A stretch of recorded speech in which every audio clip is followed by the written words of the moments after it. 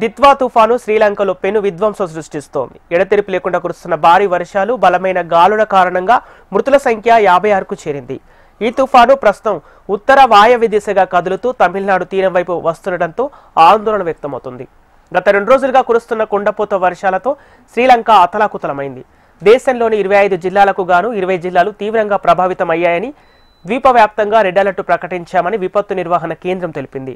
సుమారు 1200 కుటుంబాలకు చెందిన 43,000 మందికి పైగా ప్రజలు ప్రత్యక్షంగా ప్రభావితమయ్యారు.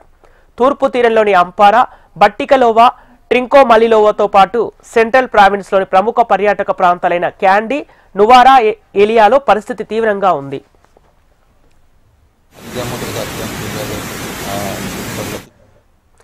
అనేక ప్రాంతాలు నీట మునగటంతో రోడ్లు పూర్తిగా ధ్వంసమయ్యాయి. కొండ ప్రాంతాల్లో రవాణా స్తంభించిపోయింది. కార్లు నీటిలో కొట్టుకుపోవడం, ఇళ్ల పైకప్పులపైకి ఎక్కి ప్రజలు ప్రాణాలు కాపాడుకుంటున్న దృశ్యాలు సోషల్ మీడియాలో కనిపిస్తున్నాయి. ఈ విపత్కర పరిస్థితుల నేపథ్యంలో శ్రీలంక ప్రభుత్వం పాఠశాలలు, ప్రభుత్వ కార్యాలయాలకు సెలవులు ప్రకటించింది.